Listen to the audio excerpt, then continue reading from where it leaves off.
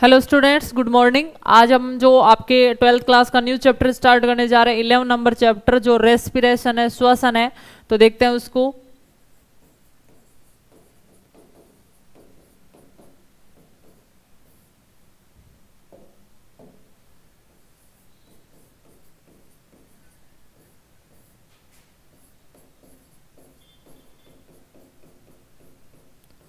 तो देखिए स्टूडेंट्स, श्वसन क्या होता है। पेड़ पौधे जब जिस प्रकार हम श्वास लेते हैं उसी प्रकार पौधों के अंदर भी श्वसन की प्रक्रिया होती है, जीव जंतुओं में भी श्वसन की प्रक्रिया होती है। तो क्या होता है श्वसन, तो सभी जीव जंतु है वो क्या करते हैं, श्वसन प्रक्रिया में ऑक्सीजन गैस को लेते हैं और कार्बन डाइऑक्साइड गैस को उत्सर्जित करते हैं। यह प्रक्रिया क्या कहलाती है, श्वसन कहलाती है। ध्यान रखिए स्टूडेंट्स, चाहे पौधा हो, चाहे जंतु हो, चाहे मनुष्य हो, कोई भी हो, अगर श्वसन प्रक्रिया करेगा तो वो हमेशा ही ऑक्सीजन गैस लेगा और कार्बन डाइऑक्साइड गैस को उत्सर्जित करेगा। तो देखिए परिभाषा लिखते हैं हम।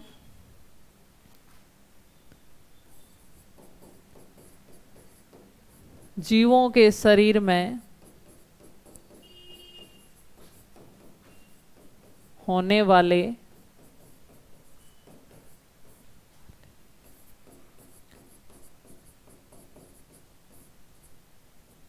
गैसीय आदान प्रदान को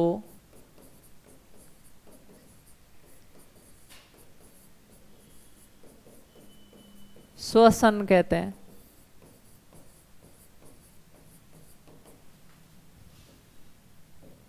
नेक्स्ट पॉइंट, सभी जीव श्वसन प्रक्रिया में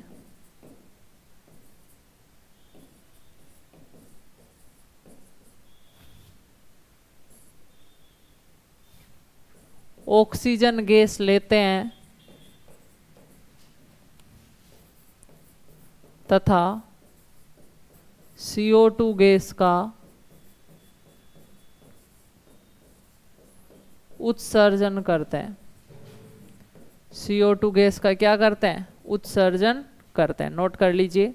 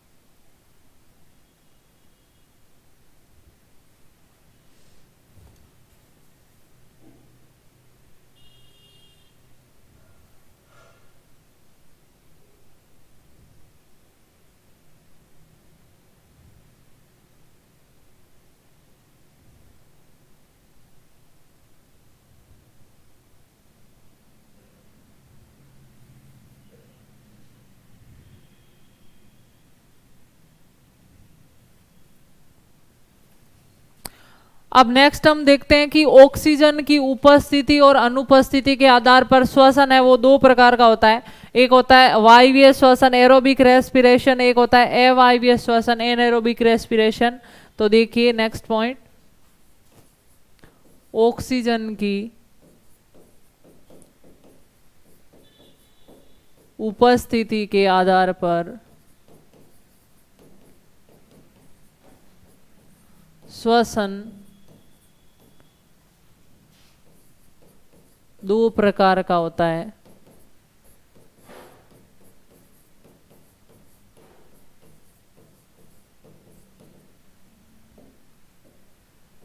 एक होता है वायवीय श्वसन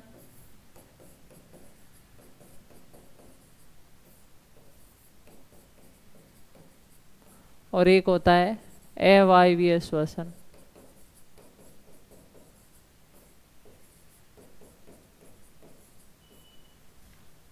वायवीय श्वसन किसे बोलेंगे, वह श्वसन जो ऑक्सीजन की उपस्थिति में होता है। ऑक्सीजन की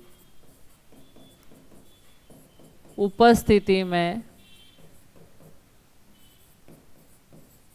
होने वाला श्वसन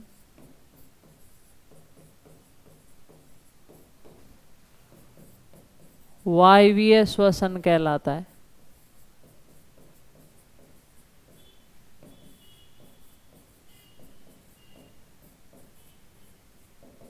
नेक्स्ट पॉइंट, ऑक्सीजन की अनुपस्थिति में होने वाला श्वसन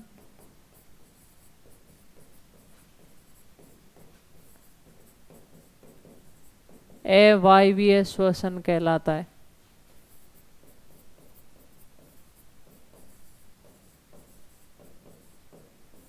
अवायवीय श्वसन कहलाता है। अब वायवीय श्वसन किस में होता है? सभी वायवीय जीवों में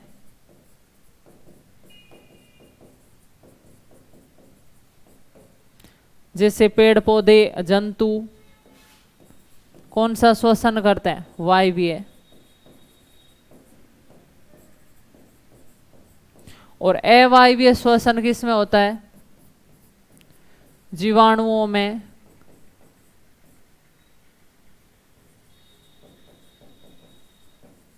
यीस्ट कवक में, हमारी मांसपेशियों में,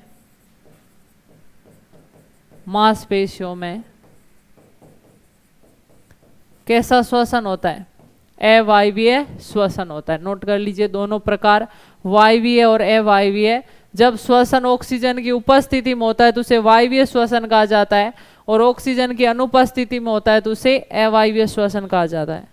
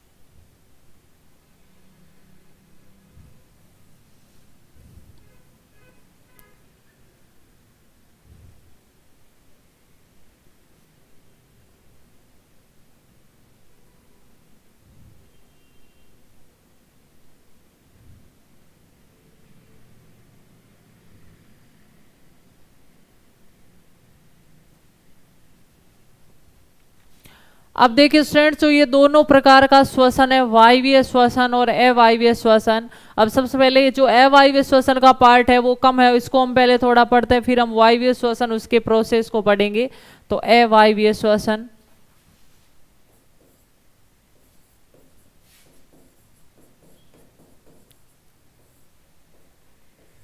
अवायवीय श्वसन या इसे अनोक्सी श्वसन भी कहा जाता है।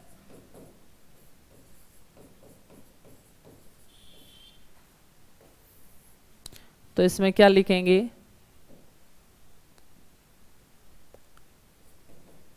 इसका उदाहरण है किण्वन। और किण्वन किसे कहा जाता है? जब सूक्ष्म जीवों द्वारा अनोक्सी श्वसन किया जाता है तो उसे क्या बोला जाता है? किण्वन। जब अनोक्सी श्वसन सूक्ष्म जीवों द्वारा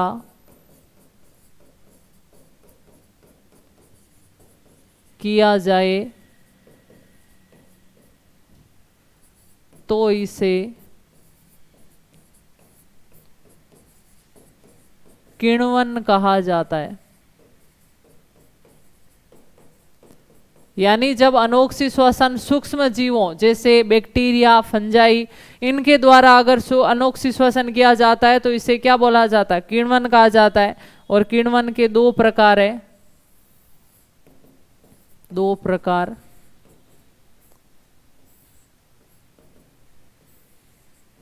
एक पहला है एल्कोहलिक किण्वन,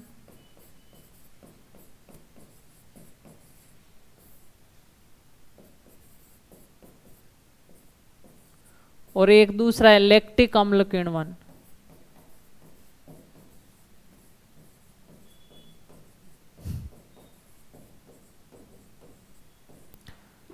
तो देखिए स्टूडेंट्स, एल्कोहलिक किण्वन किसे कहा जाता है?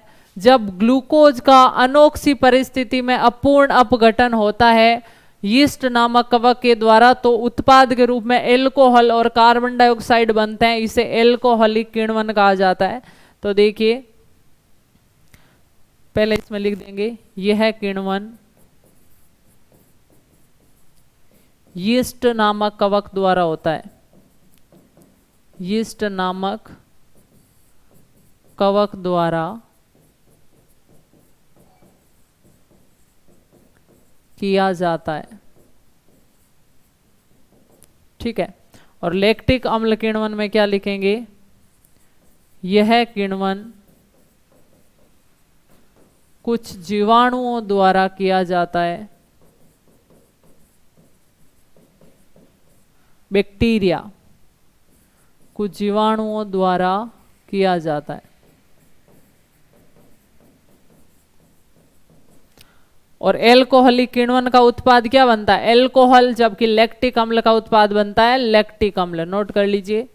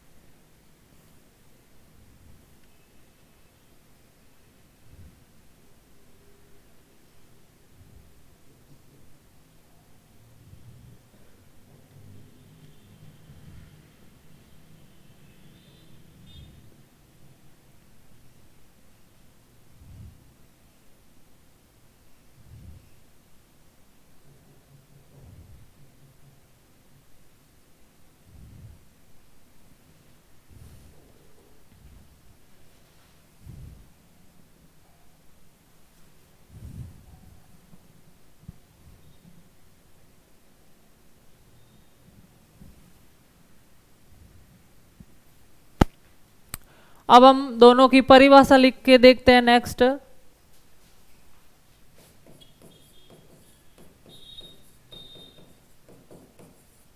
एल्कोहलिक किण्वन क्या होगा? जब यीस्ट द्वारा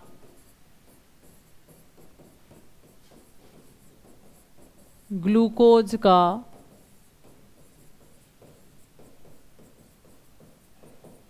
अनोक्सी परिस्थिति में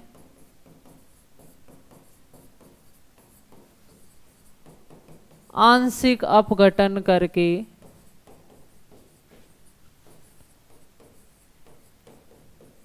एल्कोहल तथा CO2 का निर्माण किया जाता है, तो यह प्रक्रिया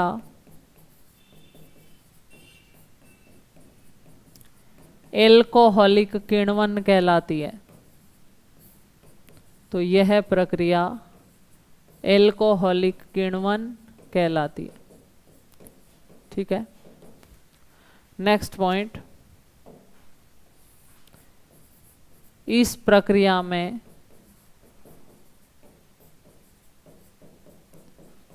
एल्कोहलिक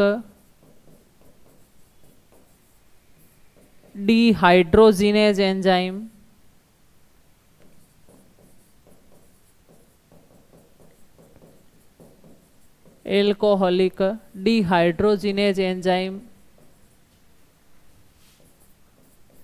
उत्प्रेरक के रूप में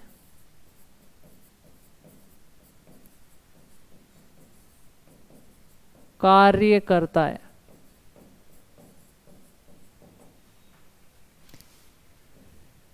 ठीक है। तो क्या होगा इसके अंदर? जब यीस्ट के द्वारा एल्कोहलिक किण्वन किसके द्वारा किया जाता है? एल्कोहलिक किण्वन किया जाता है यीस्ट के द्वारा, और ग्लूकोज का किन परिस्थितियों में, अनोक्सी परिस्थिति में यानी बिना ऑक्सीजन की उपस्थिति के जब अपघटन किया जाता है तो वो प्रक्रिया किण्वन कहलाती है। और इस किण्वन, एल्कोहलिक किण्वन का उत्पाद क्या होता है, एल्कोहल बनता है और साथ में कार्बन डाइऑक्साइड गैस निकलती है और यह प्रक्रिया एल्कोहलिक किण्वन कहलाती है।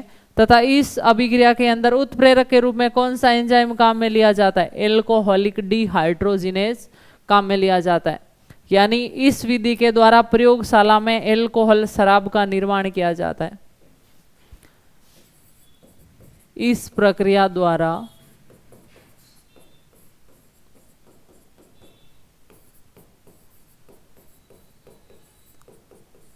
प्रयोगशाला में एल्कोहल का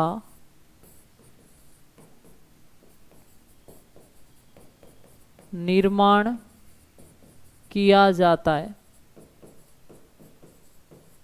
ठीक है, नोट कर लीजिए पॉइंट।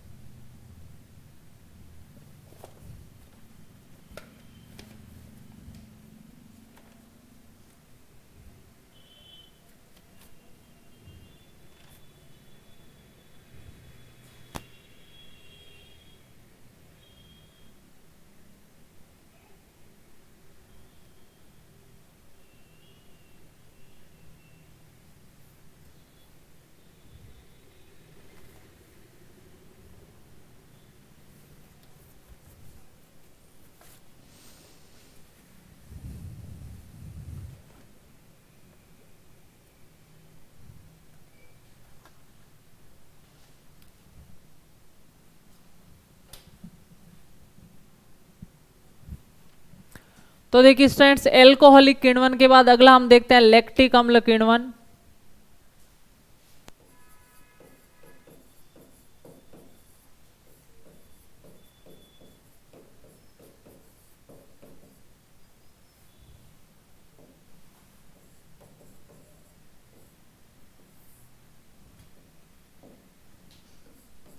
जब ग्लूकोज का अनोक्सी परिस्थिति में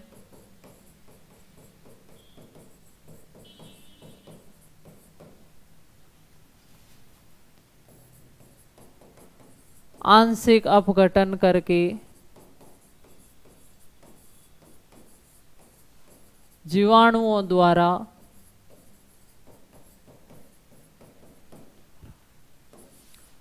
लैक्टिक अम्ल का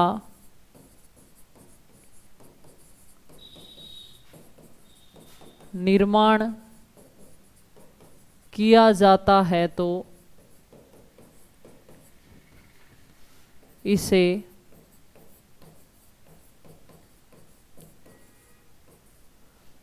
लैक्टिक अम्ल किण्वन कहते हैं।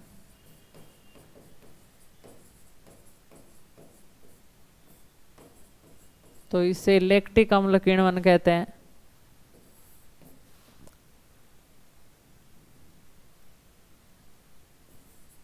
मांसपेशियों में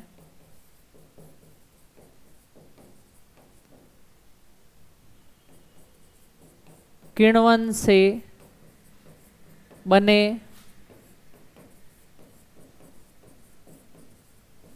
लैक्टिक अम्ल के जमाव के कारण थकान आती है। यानी हमारी मांसपेशियों में काम करते करते हम थक क्यों जाते हैं, क्योंकि हमारी मांसपेशियों के अंदर अनोक्सी परिस्थिति में अवायवीय श्वसन होता है बैक्टीरिया के द्वारा, और ये बैक्टीरिया अवायवीय श्वसन करके किसका निर्माण करता है, लैक्टिक अम्ल का निर्माण करता है। ये बना हुआ लैक्टिक अम्ल हमारी मांसपेशियों में जम जाता है और उसके जमने के कारण मांसपेशियों में दर्द होता है, यानी काम करते करते व्यक्ति को थकान आ जाती है। तो ये है लैक्टिक अम्ल किण्वन, नोट कर लीजिए।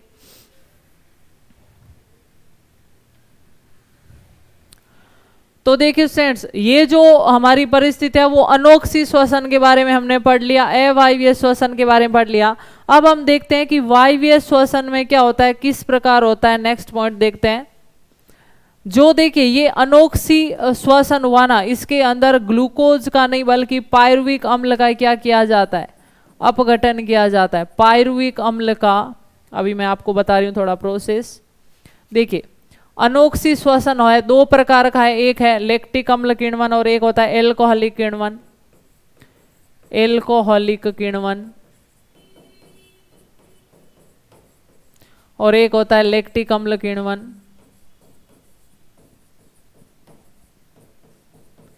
इनके अंदर ग्लूकोज का अपघटन नहीं किया जाता बल्कि पायरुविक अम्ल को तोड़ा जाता है। पायरुविक अम्ल,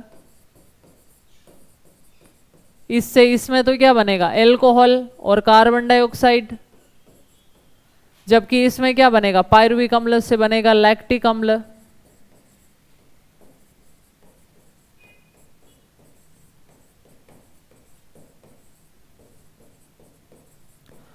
तो देखिए स्टूडेंट्स, ये जो पायरुविक अम्ल कहां से आया, सबसे पहले एक श्वसन प्रक्रिया करते हैं ना, तो एक चरण होता है जिसको बोला जाता है ग्लाइकोलाइसिस। हम अभी पढ़ेंगे श्वसन प्रक्रिया में सबसे पहला चरण होता है वो होता है ग्लाइकोलाइसिस। ये चरण दोनों में ही होगा, चाहे कोई जीव ऑक्सी श्वसन कर रहा है तो भी उसमें ये चरण होगा, और अगर कोई जीव अनोक्सी श्वसन कर रहा है तो भी उसके अंदर ये चरण होगा। ठीक है, इस चरण में क्या किया जाता है, ग्लूकोज को तोड़कर पायरुविक अम्ल को बनाया जाता है। ग्लूकोज को तोड़कर क्या किया जाता है, पायरुविक अम्ल बनाया जाता है। अब ये पायरुविक अम्ल बन गया, फिर इसके दो रास्ते हैं सामने आगे। अगर ये अनोक्सी श्वसन करेगा तो इससे या तो एल्कोहल बनेगा या लैक्टिक अम्ल बनेगा, और अगर यदि ये ऑक्सी श्वसन करेगा तो इससे क्या बनेगा, इससे बनेगा पानी और ऑक्सीजन गैस। ठीक है, तो ध्यान रखना, श्वसन प्रक्रिया अभी हम पढ़ेंगे। श्वसन प्रक्रिया का सबसे प्रारंभिक चरण होता है वो कौन सा होता है, ग्लाइकोलाइसिस। यानी ग्लाइकोलाइसिस के अंदर क्या किया जाता है, ग्लूकोज का एक अणु ग्लूकोज का दो अणु पायरुविक अम्ल के अंदर क्या होता है, विघटन होता है। श्वसन प्रक्रिया में हम क्या करते हैं, प्रकाश संश्लेषण में हमने क्या किया था, ऑक्सीजन को, प्रकाश संश्लेषण में हमने कार्बन डाइऑक्साइड को और जल को मिलाकर क्या बनाई थी, शर्करा बनाई थी, ग्लूकोज बनाया था। और वापस इस ग्लूकोज को तोड़कर कार्बन डाइऑक्साइड मुक्त करना, ऊर्जा को मुक्त करना, या H2O2 नहीं होगा, ATP होगी ऊर्जा। यानी प्रकाश संश्लेषण में हमने क्या किया था, कार्बन डाइऑक्साइड जल को मिलाकर ग्लूकोज बनाया था, और श्वसन में इसका उल्टा करेंगे, जो बनाया इसको वापस तोड़ेंगे, इसको तोड़कर वापस हम क्या बनाते हैं, ऊर्जा बनाते हैं, जल बनाते हैं। तो अगर इस ग्लूकोज का अनोक्सी परिस्थिति में श्वसन होगा तो पहले तो इससे बनेगा पायरुविक अम्ल और फिर बनेगा या तो एल्कोहल या लैक्टिक अम्ल। और यदि आप ऑक्सी श्वसन कर रहे हो तो इस पायरुविक अम्ल से क्या बनेंगे, ऊर्जा बनेगी और पानी बनेगा। आया समझ में आपको। श्वसन का सबसे पहला चरण होता है ग्लाइकोलाइसिस। ग्लाइकोलाइसिस के अंदर ग्लूकोज को तोड़कर क्या बनाया जाता है, पायरुविक अम्ल। यहाँ तक तो चाहे जीव श्वसन कर रहा है, चाहे ऑक्सी श्वसन कर रहा है, चाहे अनोक्सी श्वसन कर रहा है, ये चरण तो दोनों के अंदर कॉमन होगा। इससे आगे जाकर दोनों के रास्ते अलग अलग हो जाएंगे। अगर जीव अनोक्सी श्वसन कर रहा है तो वो इससे या तो इसमें जाएगा या इसमें जाएगा, और अगर जीव ऑक्सी श्वसन कर रहा है तो वो पायरुविक अम्ल से क्या बनाएगा, ऊर्जा बनाएगा और जल बनाएगा। हम श्वसन क्यों करते हैं, ऊर्जा लेने के लिए करते हैं। यानी अपन ने भोजन कर लिया, हमारे अंदर भोजन है, हमने भोजन कर लिया और हमने ऑक्सीजन गैस ले ली, इनको मिलाकर हम क्या करते हैं, श्वसन करते हैं। क्यों करते हैं, हमने भोजन क्यों किया, ऊर्जा लेने के लिए किया था। हमारा मकसद क्या था भोजन करने का? ऊर्जा लेना। तो ऊर्जा कैसे ली जाएगी? जब हम इस ग्लूकोज को, भोजन को तोड़ेंगे, तो तोड़ने के लिए हम साथ में गैस कौन सी काम में लेते हैं? ऑक्सीजन। यानी हम ऑक्सी श्वसन करते हैं, तो हम ऑक्सीजन को क्या करेंगे? काम में लेंगे, और उससे हमें क्या प्राप्त होगी? ऊर्जा प्राप्त होगी, जो हमारे शरीर के लिए काम की है। और ये काम किसके अंदर होता है? आपने नाम सुना होगा, कोशिका का शक्ति गृह किसे कहा जाता है? माइटोकॉन्ड्रिया को। यानी माइटोकॉन्ड्रिया भोजन और उसके साथ ऑक्सीजन को मिलाकर ऊर्जा का निर्माण करता है, जिसे एटीपी बोला जाता है। और माइटोकॉन्ड्रिया उस ऊर्जा को अपने अंदर स्टोर करके रखता है। जैसे जैसे शरीर को रिक्वायरमेंट होगी, ये उस ऊर्जा को निकालेगा, शरीर को दे देगा। इसलिए माइटोकॉन्ड्रिया को कोशिका का क्या कहा जाता है? शक्ति गृह। अब आप बोलोगे कि तो क्या ये श्वसन की प्रक्रिया माइटोकॉन्ड्रिया के अंदर होती है? जो ग्लाइकोलाइसिस प्रक्रिया है वो तो कोशिका के कोशिका द्रव्य के अंदर होगी, और जबकि ऑक्सी श्वसन करने वालों के अंदर जो आगे का चक्र होगा वो किसके अंदर होगा? माइटोकॉन्ड्रिया के अंदर। अनोक्सी श्वसन वाला तो बैक्टीरिया के अंदर होता है, ईस्ट के अंदर हो रहा है, वो जाने, उनका काम जाने। और हम जो ऑक्सी श्वसन कर रहे हैं, हमारे अंदर ग्लाइकोलाइसिस पहले कोशिका द्रव्य में होगा, और फिर ग्लाइकोलाइसिस का जो उत्पाद बना है पाइरुविक अम्ल, वो किस में प्रवेश करेगा? माइटोकॉन्ड्रिया में प्रवेश करेगा। माइटोकॉन्ड्रिया ने पाइरुविक अम्ल ले लिया, बाहर से ऑक्सीजन गैस ले ली, दोनों को मिलाकर माइटोकॉन्ड्रिया ने क्या निकाल ली? ऊर्जा निकाल ली, और अपने अंदर संचित कर ली। शरीर को जैसे ही ऊर्जा की आवश्यकता होगी, माइटोकॉन्ड्रिया इसको निकाल कर शरीर को दे देगा, और ऊर्जा प्रदान हो जाएगी। ठीक है, तो अब हम चरण पढ़ते हैं जीवों के अंदर ऑक्सी श्वसन।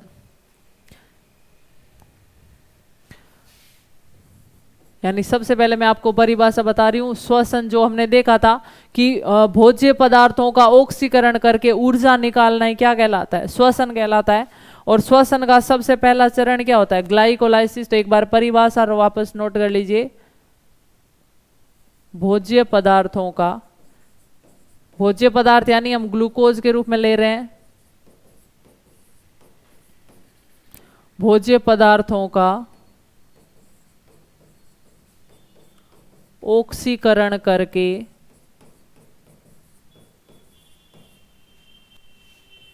ऊर्जा निकालना ही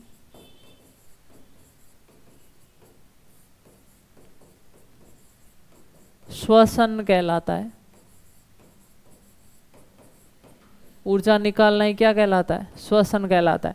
अब श्वसन का सबसे पहला चरण है वो है ग्लाइकोलाइसिस।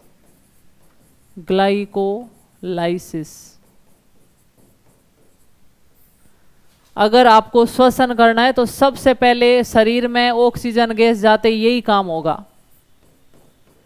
ग्लाइकोलाइसिस की खोज 3 वैज्ञानिकों के द्वारा की गई थी, एमडन, मेयर और पारानस के द्वारा, इसलिए इसको ईएमपी पाथवे भी कहा जाता है। इसे ईएमपी पथ भी कहते हैं।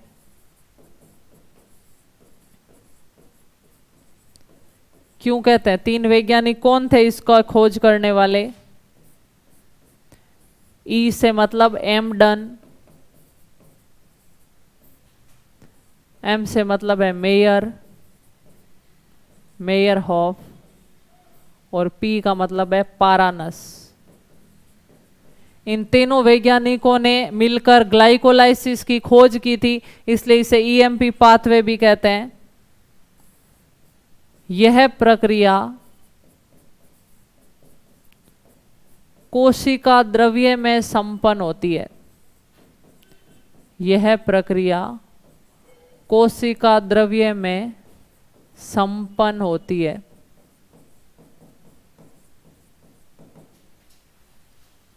नेक्स्ट पॉइंट,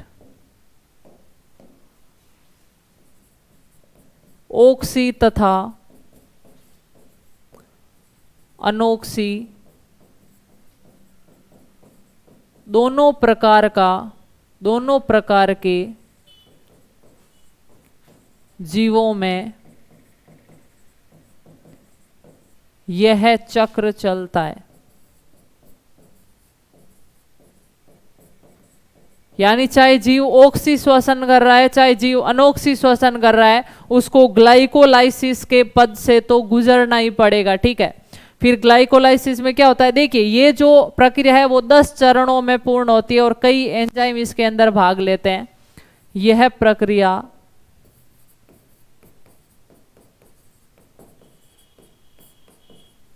10 चरणों में पूर्ण होती है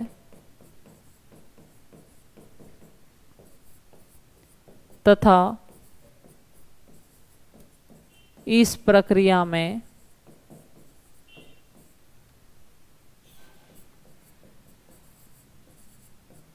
कई एंजाइम भाग लेते हैं। यानी ये अभिक्रिया काफी चरणों में क्यों पूर्ण होती है, देखिए इसका मतलब क्या है, ग्लूकोज को तोड़कर पायरुविक अम्ल बनाया जाएगा तो उस समय भी थोड़ी बहुत एनर्जी निकलेगी। तो अगर एक साथ पूरे ग्लूकोज को तोड़कर पायरुविक अम्ल बना दिया तो कहीं ऊर्जा बाहर ना निकल जाए, कोशिका से वेस्ट नहीं हो जाए, इसलिए कोशिका क्या करती है, ग्लूकोज को थोड़े थोड़े चरणों में तोड़ती है और थोड़ी थोड़ी ऊर्जा को निकालती रहती है, इसलिए ये चरणों में पूर्ण होती है। नेक्स्ट पॉइंट, ग्लाइकोलाइसिस प्रक्रिया में क्या होता है, पहले यहां तक नोट कीजिए फिर लिखते हैं। ग्लाइकोलाइसिस पथ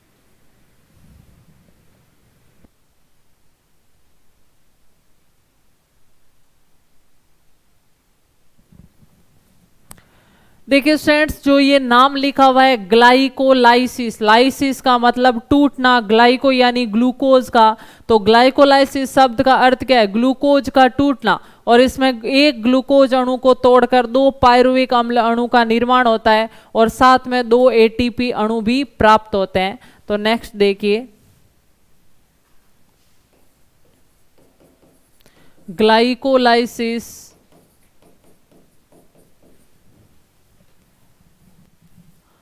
शब्द का अर्थ है ग्लूकोज का टूटना, ग्लूकोज का टूटना, अर्थात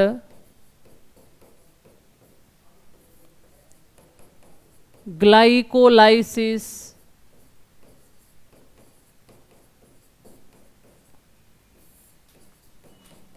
प्रक्रिया के परिणाम स्वरूप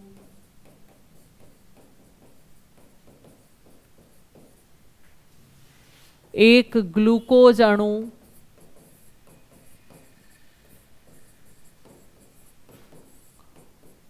अपघटन करके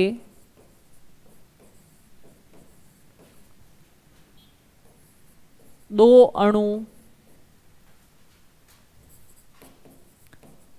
पायरुविक अम्ल के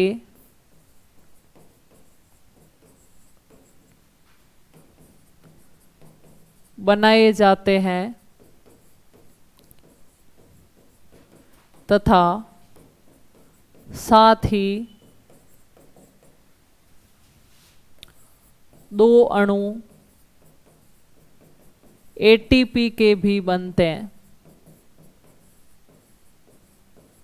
2 अणु एटीपी के भी बनते हैं। ठीक है, तो ग्लाइकोलाइसिस शब्द का शाब्दिक अर्थ क्या है, ग्लूकोज का टूटना, और इसमें ग्लूकोज अणु, एक ग्लूकोज अणु टूटकर 2 अणु पायरुविक अम्ल के बनाता है और साथ में 2 अणु एटीपी के भी प्राप्त होते हैं। ठीक है, अब देखिए स्टूडेंट्स, ये जो ग्लाइकोलाइसिस की प्रक्रिया है कहां पर संपन्न होगी, कोशिका द्रव्य में संपन्न होगी। अब अगर जीव ऑक्सी श्वसन करेगा तो वो पायरुविक अम्ल चला जाएगा माइटोकॉन्ड्रिया के अंदर और आगे क्या चक्र चलेगा उसके अंदर, और अगर जीव अनोक्सी श्वसन करता है तो वो उसके कोशिका द्रव्य में भी पड़ा रहता है और उसका किण्वन होता है, लैक्टिक अम्ल बनता है या एल्कोहल बनता है। ठीक है, तो देखते हैं नेक्स्ट,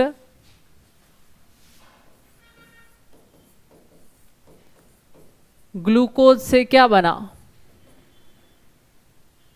एक अणु ग्लूकोज से बना पायरुविक अम्ल।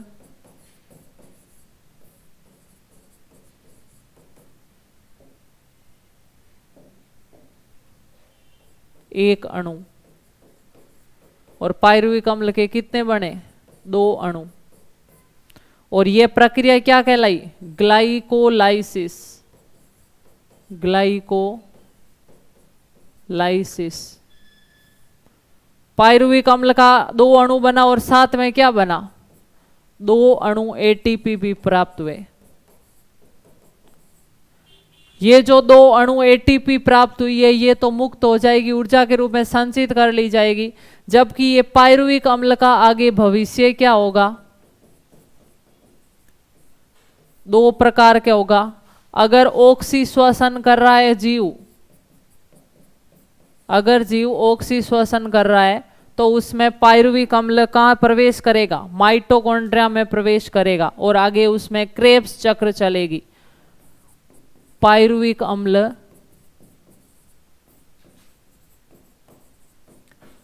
माइटोकॉन्ड्रिया में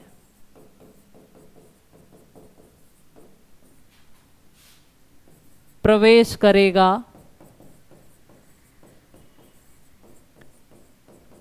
तथा क्रेब्स चक्र चलेगा, और यदि जीव अनोक्सी श्वसन कर रहा है, अनोक्सी श्वसन कर रहा है अगर जीव, तो उसके अंदर क्या होगा? पायरुविक अम्ल से क्या बनेगा? लैक्टिक अम्ल बनेगा या एल्कोहल बनेगा। तो पायरुविक अम्ल का भविष्य क्या होगा? पायरुविक अम्ल से या तो बनेगा लैक्टिक अम्ल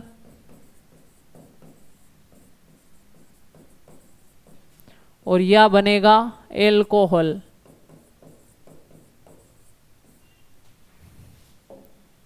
और यह प्रक्रिया क्या कहलाएगी? किण्वन। किण्वन कहलाएगी। तो इसमें या तो इधर जाएगा रास्ता या इधर जाएगा, या तो लैक्टिक अम्ल बनेगा या एल्कोहल बनेगा। अगर लैक्टिक अम्ल बनेगा तो उसे हम बोलेंगे लैक्टिक अम्ल किण्वन, और अगर एल्कोहल बन रहा है तो हम बोलेंगे एल्कोहलिक किण्वन। और अगर जीव ऑक्सी श्वसन कर रहा है तो कोशिका द्रव्य से पायरुविक अम्ल कहाँ पर प्रवेश कर जाएगा? माइटोकॉन्ड्रिया में प्रवेश करेगा और आगे क्रेब्स चक्र चलेगा। देखिए, ऑक्सी श्वसन करने वाले जीवों में जैसे ही माइटोकॉन्ड्रिया में पायरुविक अम्ल प्रवेश करता है, कहाँ से? कोशिका द्रव्य से माइटोकॉन्ड्रिया में प्रवेश करता है पायरुविक अम्ल। तो कोशिका द्रव्य में चल रही थी ग्लाइकोलाइसिस और माइटोकॉन्ड्रिया में चलेगी क्रेब्स चक्र। इन दोनों को जोड़ने वाली जो अभिक्रिया होगी, जो पायरुविक अम्ल को कोशिका द्रव्य से माइटोकॉन्ड्रिया में भेज रही है, उसको क्या बोला जाएगा? Link reaction. यानी वह अभिक्रिया जो ग्लाइकोलाइसिस और क्रेब्स चक्र को जोड़ती है उसे क्या बोला जाता है? लिंक रिएक्शन बोला जाता है। तो इसकी भी नेक्स्ट नोट करते हैं परिभाषा।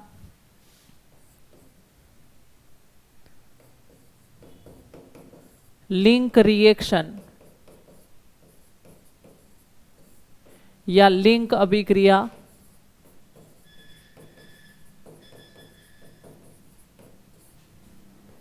इसमें क्या होगा? ग्लाइकोलाइसिस तथा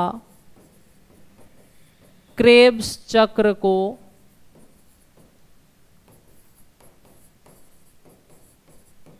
जोड़ने वाली अभिक्रिया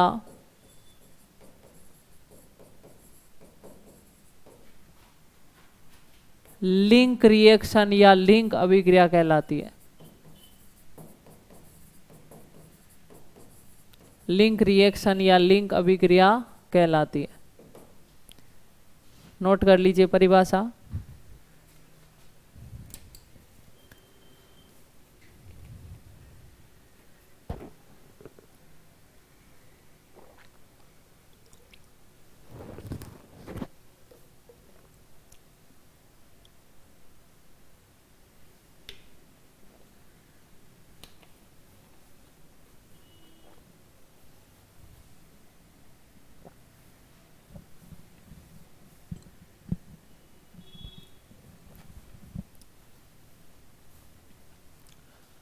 तो देखिए स्टूडेंट्स, ये लिंक रिएक्शन किस प्रकार होगी, जैसे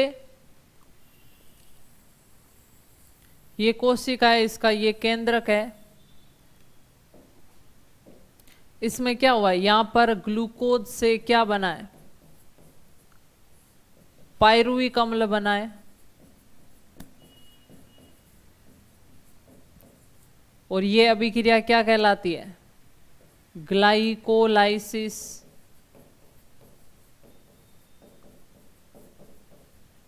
ग्लाइकोलाइसिस के द्वारा ग्लूकोज से क्या बनता है, पायरुविक अम्ल, किसके अंदर, कोशिका द्रव्य के अंदर, ये है माइटोकॉन्ड्रिया। माइटोकॉन्ड्रिया।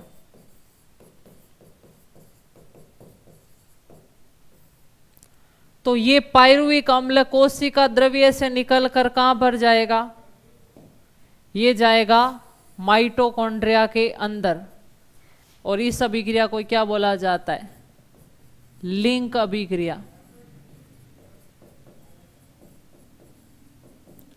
इस अभिक्रिया को लिंक अभिक्रिया कहा जाता है। यानी जब पायरुविक अम्ल कोशिका द्रव्य से निकलकर माइटोकॉन्ड्रिया में प्रवेश करता है, यानी ग्लाइकोलाइसिस और क्रेब्स चक्र को जोड़ने वाली अभिक्रिया क्या कहलाएगी, लिंक रिएक्शन या लिंक अभिक्रिया कहलाएगी। और इसके अंदर पायरुविक अम्ल का क्या किया जाएगा, क्रेब्स चक्र के द्वारा अपघटन करके ऊर्जा है वो प्राप्त की जाएगी। ठीक है, तो ये लिंक रिएक्शन है, नोट कर लीजिए डायग्राम के साथ ही।